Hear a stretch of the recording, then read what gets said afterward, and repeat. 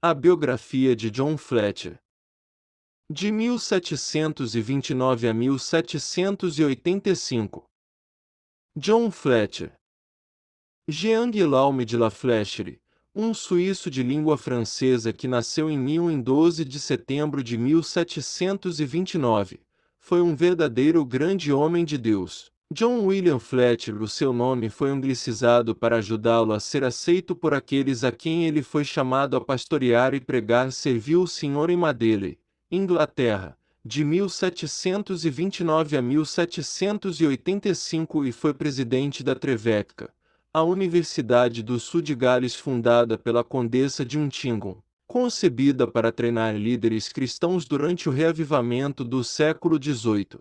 Ele era altamente respeitado e amado, quase que adorado pelos estudantes. Amigo íntimo tanto de John como de Charles Wesley, Fletcher foi considerado sucessor de John Wesley, mas, ao morrer em 1785, precedeu Wesley na morte. Wesley disse que, espiritualmente, nunca encontrara ninguém como Fletcher, alguém tão devotado a Deus tanto exterior como interiormente, e dificilmente encontrarei outro como ele deste lado da eternidade. Quando morreu foi dito, John Fletcher, um modelo de santidade sem paralelo neste século. John Fletcher era conhecido por de Madeley devido ao impacto que causou nesta terra inglesa. A influência do seu ministério foi de tal envergadura que os bares fecharam todos nesta localidade.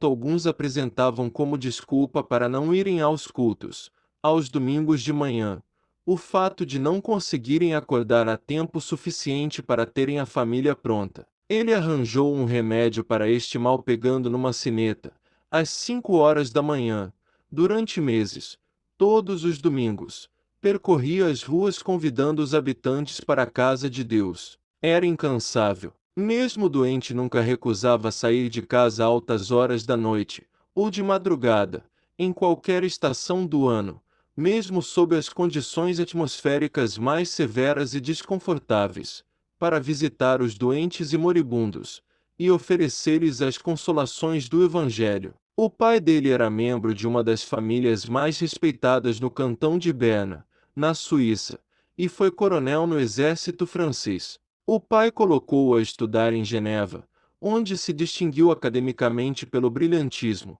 Depois foi estudar alemão e hebraico no cantão suíço de Lisboa. O pai queria que ele seguisse a carreira eclesiástica. No entanto, quando concluiu os estudos, e não obstante ter tido uma infância que o marcou positivamente a nível espiritual, resolveu enveredar por outra via. Disse ele depois que tal mudança se deveu à corrupção existente no mundo e no seu próprio coração. Os colegas aliciaram-o a seguir o exército. Ele tentou em vão obter o consentimento do pai para entrar no exército, na Marinha Portuguesa.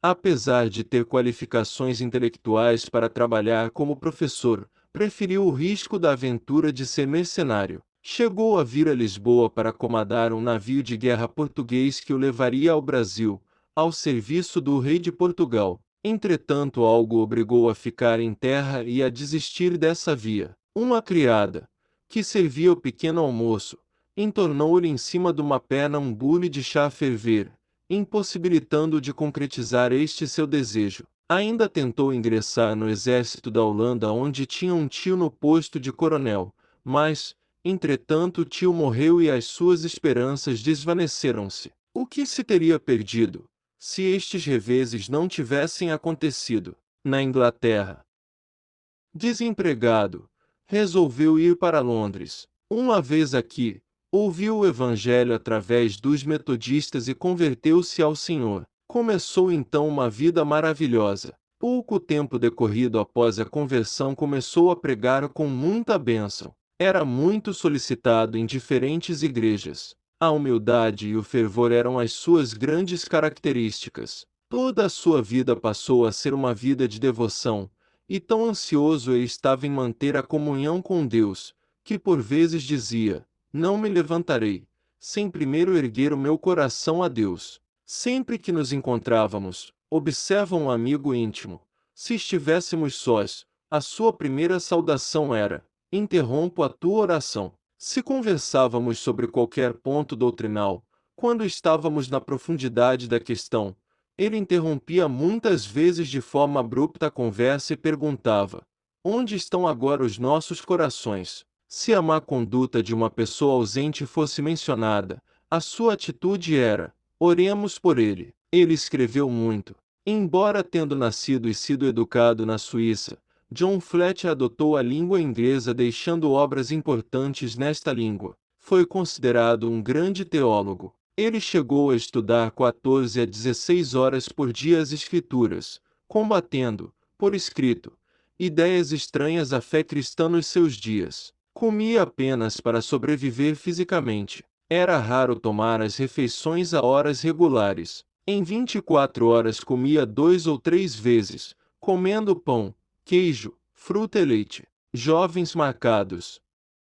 Ele também lecionou. Os estudantes ficavam tão impressionados com ele que quando entrava na sala de aulas fechavam os livros sobre Virgílio, Cícero e outros, muito em moda na época. Preferiam escutá-lo. Depois de falar sobre grandes temas como a oração, a plenitude do Espírito e o poder e bênção de Deus na vida cotidiana, convidava-os a colocarem a teoria na prática. Normalmente saía da sala de aulas e dirigia-se a um compartimento onde se punha a orar. Invariavelmente os estudantes todos seguiam-no. Estes contaram que um dia, quando ele orava, o êxtase espiritual que experimentava era tão elevado que exclamou: Senhor, não me enchas mais senão rebento. Perdoa-me, Senhor.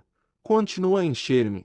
Prefiro rebentar a perder esta bênção de ser cheio de ti. Os estudantes confessavam que às vezes não sabiam se ainda estavam neste mundo ou já no próximo. Havia dias que passavam com ele horas a buscar a face de Deus. Um dia ele disse-lhes: se Deus vos conceder arrebatamentos e experiências extraordinários, agradecei-lhe, mas não vos glorieis nisso fora da medida. Sede prudentes, para que a desilusão não se intrometa, e lembrai-vos que a vossa perfeição cristã não consiste tanto na construção de um tabernáculo no Monte Tabor, para descansardes e desfrutardes de vistas raras ali, mas em tomardes resolutamente a cruz, e seguir Cristo no palácio de um arrogante Caifás, até ao átrio de juízo de um injusto Pilatos, e até ao cume de um ignominioso Calvário. Nunca lestes nas vossas Bíblias, que esteja sobre vós a glória que também esteve sobre Estevão,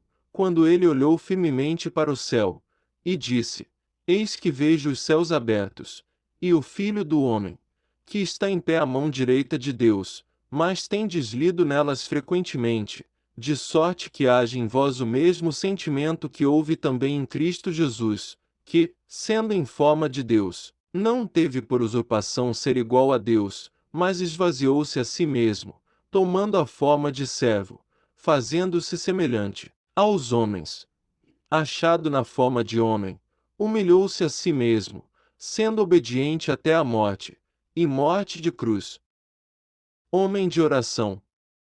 A oração, com Fletcher, não era um dever mas um refrigério e uma inspiração. Todos os domingos de manhã, entre as 4 e as 5 da manhã, e 2 ou 3 noites por semana, depois dos alunos estarem a dormir, ele costumava sair para os prados, ou para as margens do Severn, reunindo-se com um funcionário de finanças, um criado, e uma viúva pobre. Os 4 derramavam a sua alma em oração a Deus, sendo admiráveis as manifestações de amor e graça divinos que lhes era concedido. Henry Vane disse dele: Fletcher foi um luminar. Eu disse: um luminar. Ele foi um sol. Conheci todos os grandes homens de Deus nestes 50 anos, mas nunca conheci ninguém como ele. E conheci-o intimamente. Nunca ouvi proferir uma única palavra que não fosse própria. E tinha uma tendência impressionante de ministrar graça aos que o ouvia. Nunca ouvi Fletcher falar mal de alguém. Ele orava pelos que andavam desordenadamente, mas nunca publicava as suas faltas. Seráfico. Quando visitou determinada localidade, um crente idoso rogou-lhe que prolongasse a sua visita somente por mais uma semana. Quando viu que seria impossível, desabafou para outro crente, com lágrimas nos olhos: Oh, que infelicidade para minha terra! Durante a minha vida só vi ser produzido um homem-anjo e agora que o temos perdemo-lo. Quando ele pregava, o sentimento de quem o ouvia era de que falava como alguém que acabará de conversar com os anjos e Deus, e não como ser humano. John Fletcher certa ocasião ausentou-se 5 meses de Inglaterra para, numa viagem, pregar em França, Itália e Suíça. Por onde passou deixou marcas profundas nas almas que o receberam e escutaram. Fez o mesmo, noutras ocasiões, por toda a Grã-Bretanha, regressando sempre à imensa labuta entre os seus, em Madeira, remindo o tempo. Para se ter uma noção de como ele remia o seu tempo, notemos o que se passou certa ocasião, certa manhã.